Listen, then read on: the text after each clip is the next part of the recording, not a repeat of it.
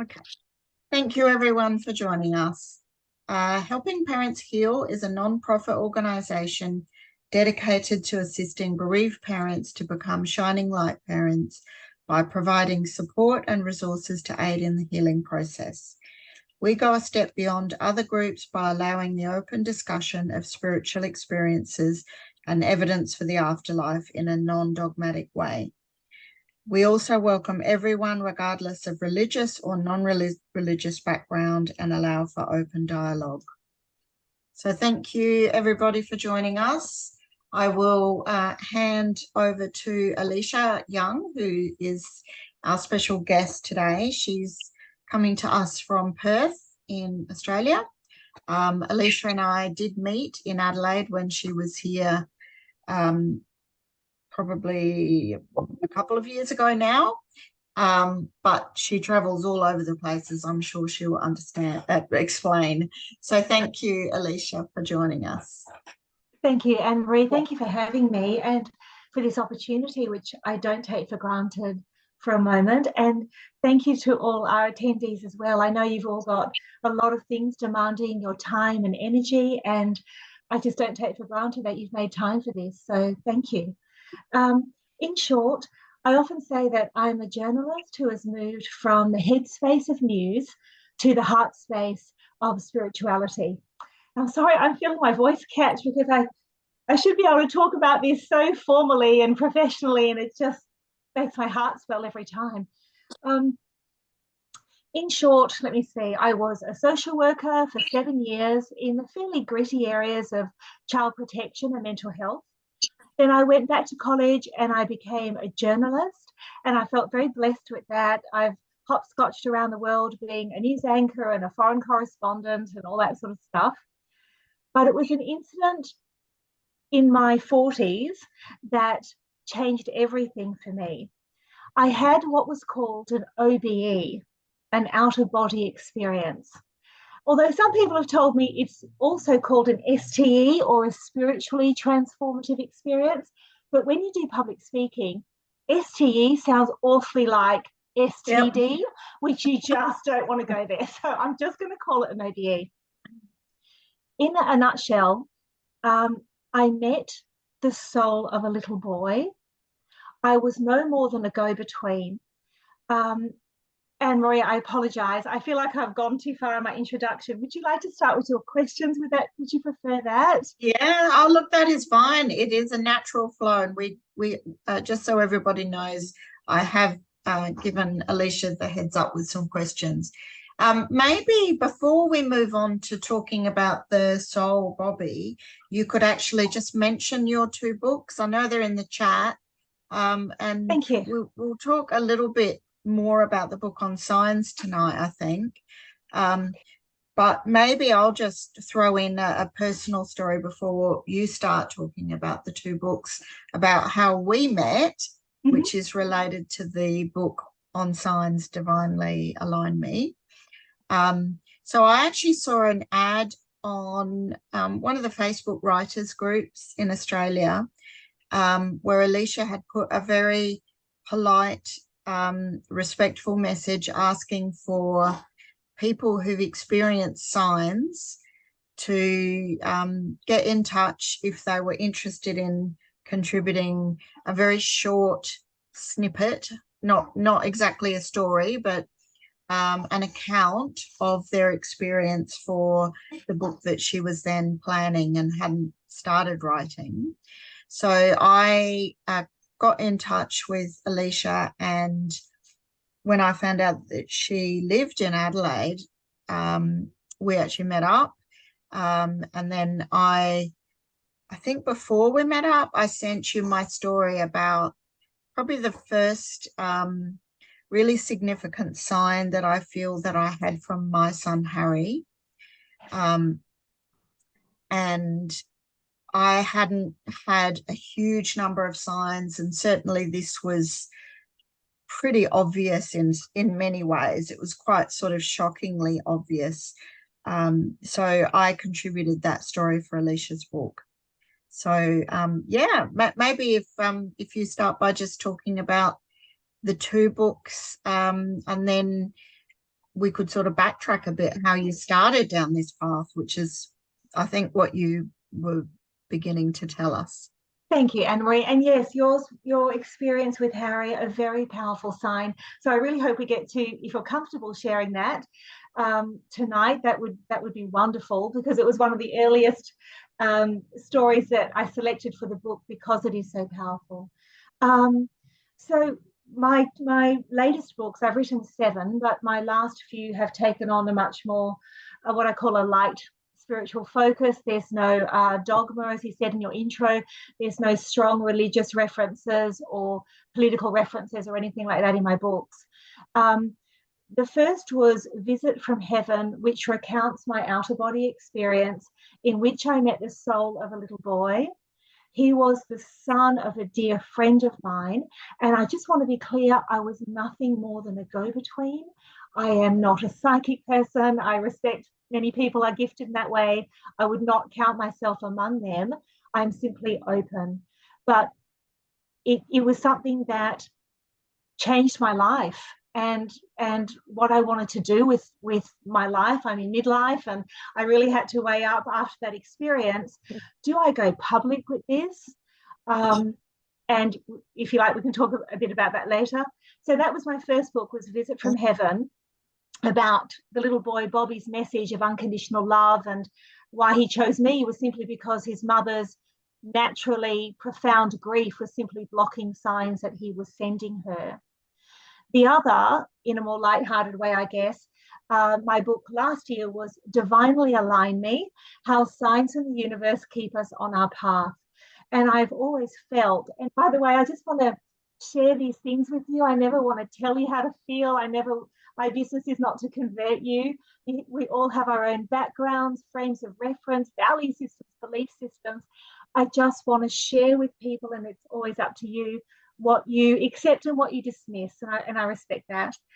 So Divinely Align Me is a series of signs that have happened to me, from meeting my guardian angel at the age of 3 to putting out those posts, as Anne-Marie saw, thankfully, asking for people to share their experiences of signs from loved ones, signs of support during times of major change and transition, just a range of different ways that I believe the universe sends us messages of love and support and guidance, particularly at times when we feel we need that in an unconditional way.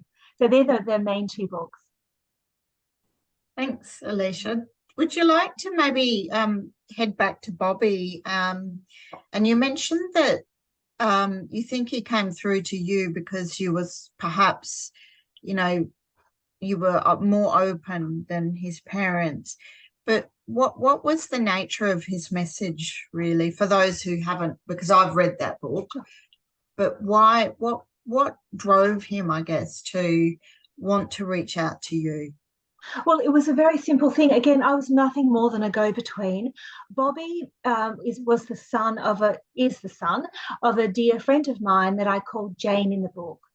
And long story short, Jane and I had grown up together. We had the same crushes on boys and movie stars and all that kind of stuff that girls share. But after college, we kind of just drifted. There was no falling out. And then one day I bumped into her. And in the course of catching up, as you do, she shared that I knew that she had twins, but she shared with me that she had lost her baby boy. And, at that time, people try to say things, and I fully respect, the focus of this group. Unfortunately, I'm sure that you've experienced well-intended but perhaps clumsy expressions of sympathy. And when someone shares with you that they've lost a child, you want to do everything you can and say everything you can to try to ease that. But at the same time, there's really nothing that anyone else can do or say that would ease that kind of pain. A few months went by, and I was in our apartment in Houston. We just moved house, and I was surrounded with packing boxes and all the rest of it. And I took a break, and I sat down for coffee to take a break from the packing. And I looked up, and I was somewhere else. And the only way I can describe that was Imagine that you're in your home city, in your hometown, and you get on a train journey cross country and you get absorbed in a book or something and you look up and you think, oh my goodness, we're in the country now. The scenery had changed. It was not a near-death experience. There was no tunnel or light or anything like that. I was on a beach. And to one side, I saw a sunset of pinks and oranges. And on the other side was sand dunes. And logic kicked in. I have sensitive skin. I did IVF and I have mottled skin. And I always have a hat. Logic kicked in this beach scene. And I said, oh, I need a hat. And just as I did, I felt a tug on my tunic. And I turned around and there was a little boy, 4 or 5 years old. And he said to me, don't worry, we don't have cloasma here, which is my skin condition. And I laughed and I said, that's a very big word for a little boy. And he smiled and he said, what age would you be more comfortable with? And he changed before me. He became an older child and he became a lanky teenager. And then he became a child, he became an adult and so on. But he somehow knew that I wanted the little boy back. I knew in that moment, in a way I can't describe, he was Jane's son. He showed me various things. He showed me past lives that he had with his current day parents, Jane and Joe. He showed me other lives that he'd lived. And I said to him, why me? What are you doing? And he said, my mother needs to know how much I love her, that there is nothing to forgive, that there is nothing that she did. I love her unconditionally, but her pain and her grief is so deep and profound that she cannot receive the messages that I am sending her, that I love her, that there is nothing to forgive, that all is as it was supposed to be. And it was just an amazing experience that changed my life, and I'm deeply grateful for that. I apologize. I should be able to talk about this without getting emotional, but that's how it is, even years later. And he showed me that he would do anything to get that message through to his mother, that he loved her so much. And it was simply my job to pass on that message. That's all. I even said to him at one point, why me? Were we very close in our soul group, or had we had past lives together? And he said, no. He said, we had some lives, but they were more peripheral that we shared. He said, you were simply open to this. You were less likely to mock it or dismiss it or simply not pass the message on. And there was never going to be a moment where I kept this to myself. It was not my right to do that. I was just a messenger, and I was able to share that with Jane and with Joe. So I apologize. I'll try to keep the answers shorter. That's okay, Alicia. We're used to getting very emotional, so don't apologize. How did your friend react when you told her? Well, it was funny. It was first we were in different time zones, and I was busting to just call her straight away, but I couldn't call her at sort of 3 a.m. And she was actually very accepting. She is, I think we're both spiritual women without being overly religious, so I do respect all the main religions. I was raised, as I often say, as a garden variety Catholic. She just said it resonated for her. Head, heart, and gut. She understood. Her husband listened very politely. When I called, I was emotional, and I said, "Can you just put me on speakerphone so that you can both hear this? Because I don't know if I can get it out a second time." I'd never had anything like that. Not that intense anyway. And she said, "You know what? Let me take you to another room." And she took the phone to another room, and so we could chat privately. And her husband went back to sleep. And she said it resonated for her. It made sense since her child had passed, that she felt his presence. So it just made sense to her. So I was very grateful that she was open to the idea. Yeah, thank you. So what did you learn about how Bobby chose his family? One part I saw in what I call the OBE, the out of body experience, he just kind of nodded to one side, and the same side where the sunset had originally been was now a white room, but not a white that hurt my eyes, a soft white. And what I saw was that Bobby was standing in the center of that, is in the center of a circle, and there were dozens of other people kind of sitting around in a circle. What I noticed was that my garment was made of cloth, their garments were made of light. And I wish I had thought to look back at myself on the sofa in our apartment. Never did it, but anyway. And what I noticed was I was now watching, just observing Bobby's soul plan session, not his only one. My understanding was this was not the first, but he was designing his upcoming life. And there were angels and guides there whose job it was to kind of gently poke and prod him about what he wanted to do for this up and coming life. So the first thing I heard them say was, well, let's bring in your parents.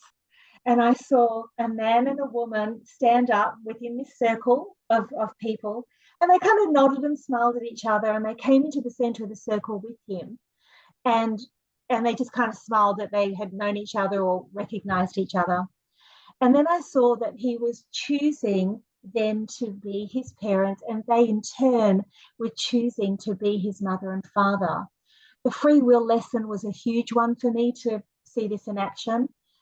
And he was choosing his life. He was designing a life, an upcoming life of primary intellectual challenges with secondary physical challenges. And I remember him saying to them, turning to his mother and saying, the life I'm designing is very complex. If I choose to come, meaning if he chose to be born, it's going to involve a lot of hardship for you in many different ways. And I never forget what she said. I will take this on because doing so gives you the choice to come at all. And he said if he chose not to come, then she would experience a miscarriage, which would naturally be devastating for her on many levels anyway. And it still resonates for me, the power of a mother, of the soul who is the mother, to say, I will take on whatever challenges or your early exit point or anything like that you want to do, because I'm giving you the opportunity to come. And again, I respect some of you, all of you may not agree with that value system. All I'm doing is reporting what I saw and what I felt and what I was so privileged to observe. He chose his parents. They chose him. And something I never thought about this, Anne-Marie, in all my years, 30 years now of reading and researching spiritual issues, never thought about birth order. And I would say to any parent, if you have children, do you think that you received, and I want to say this respectfully, do you believe that you received random children, or that they came to you by design? Because that's what I experienced. What I'd never considered, though, was birth order. Because in the middle of all of this, with Bobby weighing up this very complex soul plan with physical and intellectual challenges, one boy who I recognize as one of Jane's twins, this boy stood up and said, let me be born first, meaning talking to Bobby and his parents, let me be born first because I will be your fierce protector. He saw his son, he saw what would be his brother coming with all these challenges, and he said, I want to be born first. I will make sure that you're not bullied. Or it just blew me away. I'd never considered that possibility. We don't choose just our parents, our siblings. We choose our birth order. A brother or sister is never just a brother or sister. They're an older brother, a little sister. There is a dynamic built into that. And that's what I saw was also designed at a soul level. So thank you, Alicia. You touched there on the topic of entry and exit points, which is really interesting, and I know we've talked about these in our groups a few times with guests or sometimes amongst ourselves. And I've spent coming up for almost, I hate to say it, but almost 3 years thinking about that concept of an exit point being designed. What are your thoughts on those terms, or whether or not that is something that a soul chooses? All I can share is that I observed that it was part of the soul plan. Is that on a practical level, of course, we need a way and a circumstance in which to be born. My understanding is, in watching Bobby and listening, was that we choose our entry point, meaning we choose our parents, but we also choose our country, our culture, our socio-economic group, the schools we'll go to, the really seminal friends that we'll make in our formative years. We'll choose the presence or absence of a faith and how that might dictate our value system or behavioral code and that kind of thing. We choose all these different things. And people often say to me when I do a lecture or a workshop, well, isn't everything just predetermined then? Like, where does free will come in? But from what I saw is we design the framework. The soul plan is a framework of our upcoming life, but there is plenty of room to choose what to do once we get here. For example, my husband John, I believe that we designed to meet, but we still had tons of free will. Were we going to be a summer romance? Were we going to be a one-night stand? Or were we going to, maybe come together and build a life together as we have for 30 years with all the ups and downs that everyone experiences in that time together? So there's plenty of free will. But everything from what I've seen and experienced, everything is in divine and perfect order, and everything's in balance. So by the fact that we choose an entry point, allow me to respectfully suggest that that soul also chooses exit points. In spiritual literature, and from what I heard and saw, we choose about half a dozen potential exit points. For Bobby, for example, it was through miscarriage ultimately, but there was also talk of a car accident. There was also talk of a childhood illness. Now you might think, oh goodness, this is so depressing. But from the other side, whether you call it heaven, the afterlife, whatever, we design these lives amid incomparable support and love from our loved ones, from our angels, from our spirit guides. And I really don't want to be flippant about this, but people will say, well, why would anyone design a life of hardship? Because an earthly life of 80 years or much sooner is the blink of an eye in eternity. And it's almost a thing of, let's just pack in all these different opportunities for spiritual growth that we then benefit from when we get home again. And when I say home, I feel what is our real home, which is the other side. Thank you, Alicia. Would you like to talk a little bit about the notion of soul contracts, since Sure. we've touched on that?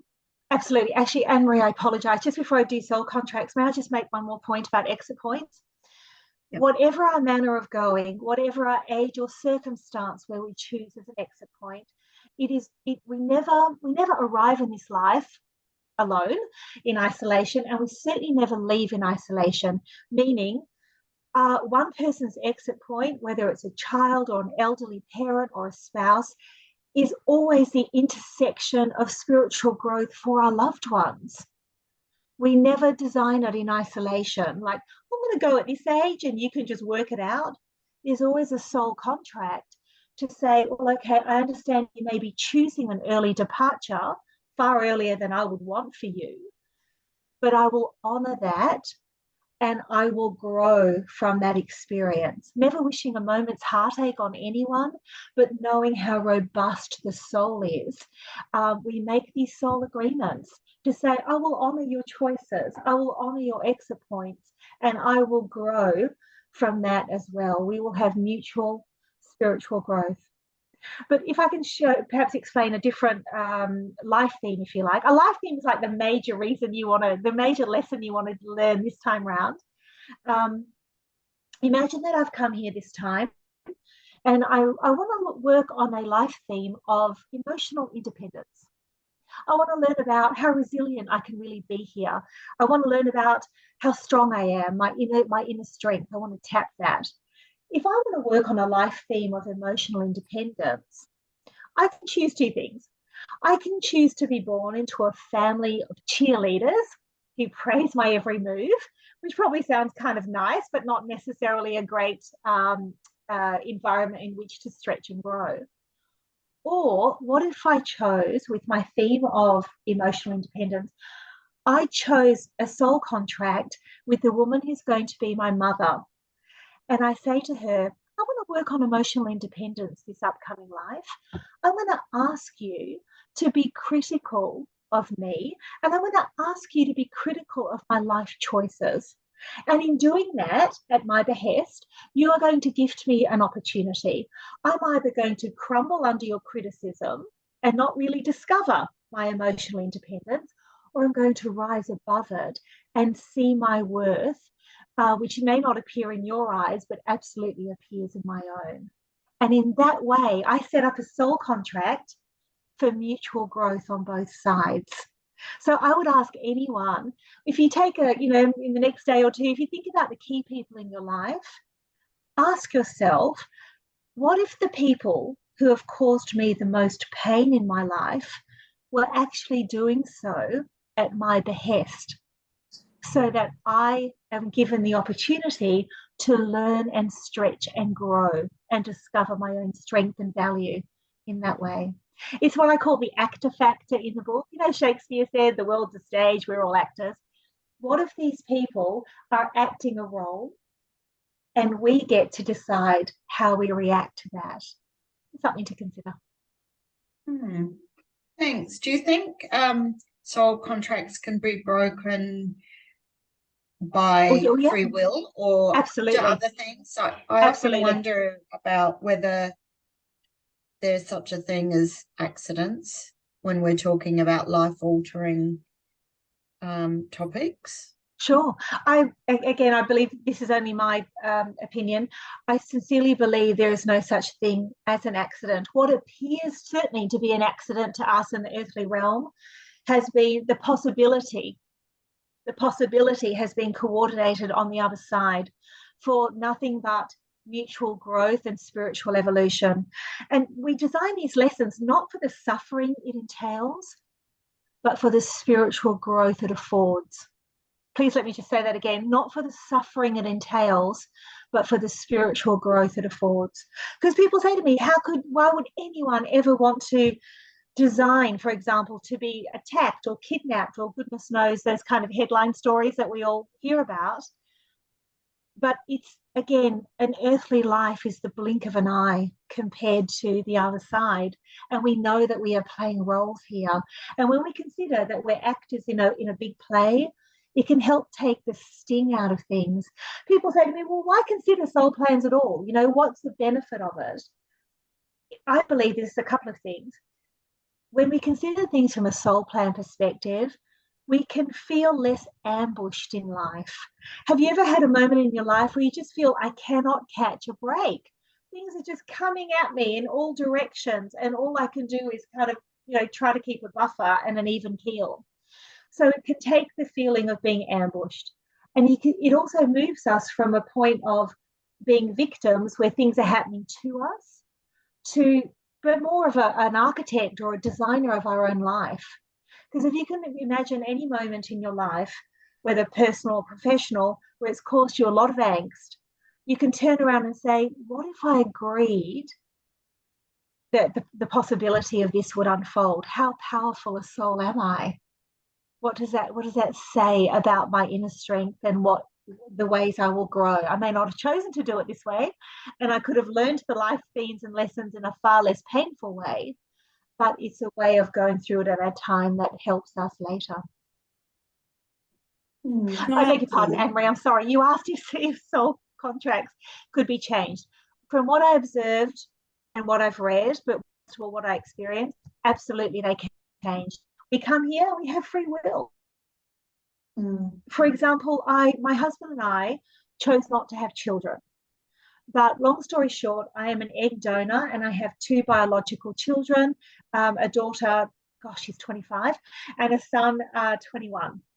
So my understanding is I was a known egg donor. I donated to two couples, each good friends, who were struggling with infertility. I believe that each of my girlfriends, and I don't say this lightly, each of my girlfriends chose to experience the heartache and otherness of infertility without wishing a moment's heartache on that journey for them. If they chose that, I believe that we also made a contract, meaning each woman and myself, that I would possibly be their egg donor. But once we arrived here, I had free will to say, you know what, guys, I love you, but that's not the journey for me. I want to find a different way to support you. As it turned out, it all went very well, and we're very grateful for that. But contracts with each of those women crossed their path, one professionally and one socially, where we ended up having life friendships. But either of them could have chosen something different too. Does that make sense? Yeah, thank you. It's really interesting. Should we move on to the book about signs, do you think, now? Sure, Would you like to talk about that one next? Thank you. Sure. Can I ask I was going to say, I might just ask perhaps before we do whether anyone has any questions now, or would you like to wait till the end? Sorry, Glenda, were you about to speak? I just wanted to ask a question, but I didn't know whether I go for it. Yeah, go for it. So with like soul choices, do you think a person can sort of over that side, you know, take on too much, so to speak? Yes, absolutely. That's a great question. Yes. Feel as though, because I feel like, you know, sometimes if I plan this, you know, situation, that it's almost a bit beyond like what I don't know how to explain it. Sure. No, I think that's a great question. And often people say to me, I cannot look around my life right now about everything that's unfolded, and I can't fathom the idea that I either designed this or that somehow I was crazy enough to agree to other people's things. And that's a completely natural reaction. What I saw was the angels and guides were there to gently poke and prod Bobby to say, you're actually designing a lot of stuff at once. Do you want to peel back on some of these things? And he was, and I say this lovingly, he was a bit gung-ho about packing his life with different challenges. And they said at one point, do you think you might be overreaching a little bit here? You can come back, meaning future lives, as much as you want, maybe reduce it a bit at the moment. And that was their job. And in fact, ultimately, he chose not to come. And that's when Jane experienced the miscarriage. So there's free will all along the way for how much you pack in, how much you agree to support others, what you want for yourself, what you want for your key relationships. But all I would say is please consider the magnificence of your soul in coming here to experience this human life, which is a difference between theory of the afterlife and actual practical living a human experience this time round. Thank you. Would anyone else like to ask any questions maybe about Alicia's first book? And I'll just mention that in the chat we've got the names of both books. Thank you, Anne-Marie. Michelle? Hi, Alicia. Yes, you mentioned something about the parents were at the soul contract. So I was just wondering, so to me it sounded like we could be here on Earth, but we could also, I guess, not know that we're up wherever this other place is doing a soul contract. Is that how I heard that? I'm sorry, I didn't quite understand. Did you say the word payments at the beginning? I apologize. So you mentioned something at about the parents being the parents. I'm sorry. Yeah, being at a soul contract. So yes. Is that right? So that I sort of started to think like, so we could be here on Earth, and then we could, our bodies, I guess, are like up there. I beg your pardon. Yes. Yes, I'm sorry. I think I understand now, Michelle. And by the way, I hope my accent is not too disruptive for you. No, perfect. Thank you. Okay, I think you're asking, can we be in two places at once? Yeah. There's many schools of thought on this, and I don't claim to be the expert. I'm just repeating, and we're just sharing what I experienced and what I saw. But it's something called bilocation, which means that some spiritual authors talk about an oversoul, which is your soul, your spark of the divine, your essence, if you like. And part of it always remains tethered in the spiritual world. And then part of us comes down here to experience Earth. So if you can imagine, if we just call it the afterlife is the world of theory where love exists unopposed. But Earth is the feeling of the experience of practice. So it's theory and practice. Imagine for a moment that you attended the world's finest medical school. You knew everything there was about the human body and how to diagnose at a cellular level what was going wrong with the human body. You had all the theory around that, but you had never touched a patient, examined a patient, cut one open, wheeled one into surgery. Your role as a healer would be incomplete. So there's always a part of us, our spark of the divine, on the other side, and we choose to come here to experience the practicality and the agony and the ecstasy of being human. So there is a part of us that comes here. I hope that helps clarify it. Yes, thank you. That was very helpful. What did you call it? What did bilocation? And that's not my phrase I've made up. That's other spiritual authors talk about bilocation. Others talk about an oversoul. So there's lots of different language around it. And I'm just curious, one other question. So your friend, does her son come to her now that she knows that he came to you? Does she experience that? She does get signs from him. And what happened is shortly after his visit to me, she was in bed and she goes, I know I was awake. I was not sleeping. It was early hours, but she was fully awake. And she was turned to one side and she felt a little body snuggle into hers. And she thought, oh, one of the twins has got up. One of her twins has got up and come into bed. And she instinctively felt behind her and nothing was there. And she's had those kind of experiences, which just warms my heart because I've said to Bobby, I love James so much and I was so privileged to meet him, but I wanted him to visit her. Like that's what, surely it would be as valuable and a privilege as it was to me to experience it. I wanted it for her to be 1,000 times more valuable to her as his mother. And he said, I'll just keep sending signs that she knows how much she is loved and appreciated. So I'm very happy that she gets messages. And just the other day, this was years ago, but just the other day, they visited his garden where his ashes were and, got a sign there. So, it was just, I'm delighted for. Thank you. Are there any signs? Are there any signs of hers in the book? Yes, she has shared as well under a different name. And of course, I wouldn't have written Visit from Heaven without her blessing and her husband's blessing. So yes, she's very aware and involved. Yes. Yeah, that's lovely. Are we happy to move on to talk about that book, everybody? Okay. So I guess the obvious question, I think, for you as the author of that book, having read everything that went into the book, and then I'm assuming other experiences that didn't, what really stands out for you, Alicia, out of the collection as some of the, I guess, the memorable signs that you read about? From Divinely Align Me. So do Yeah. you mean signs that happened to me or with other people? Well, maybe both. Maybe you could talk about yours as well. Sure. I guess one of the main ones for me started when I was 3 years old. I'm one of 9 children, Catholics, big family, and I met my guardian angel at the age of 3.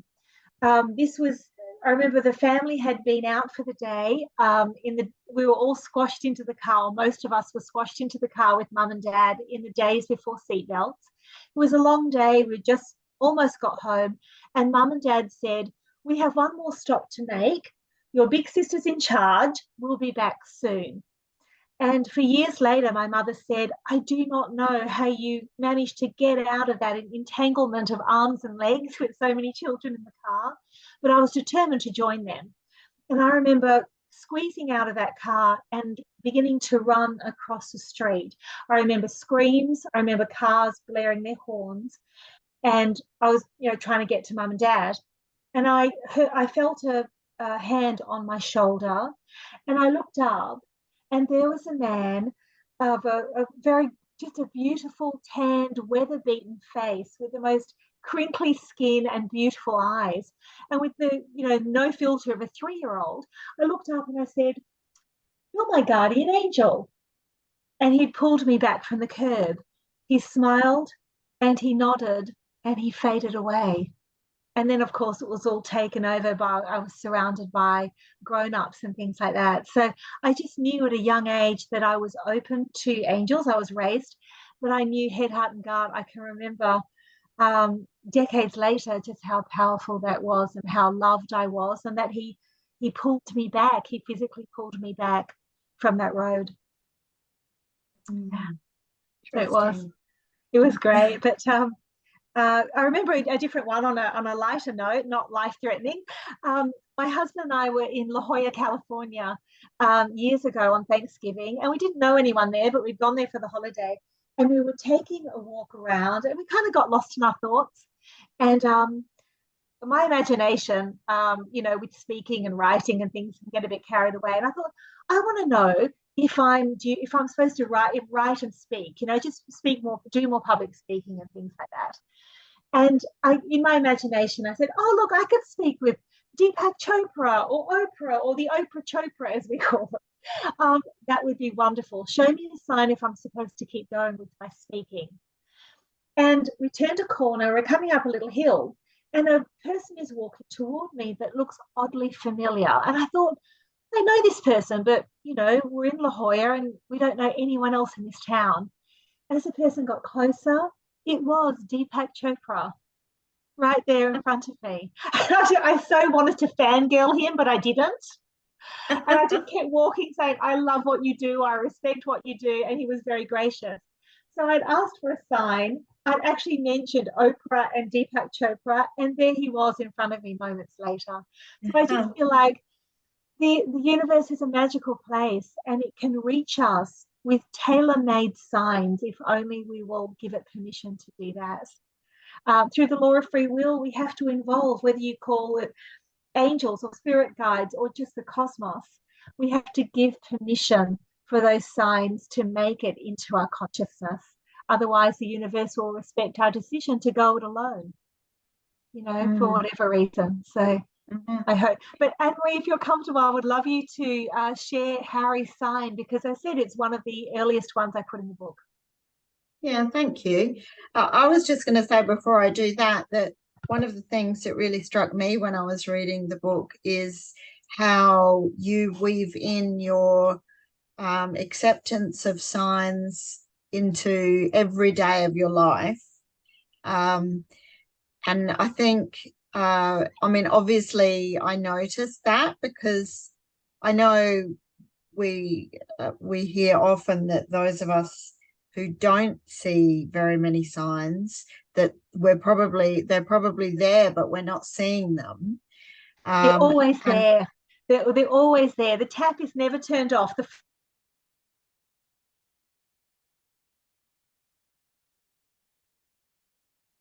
Frozen, Alicia.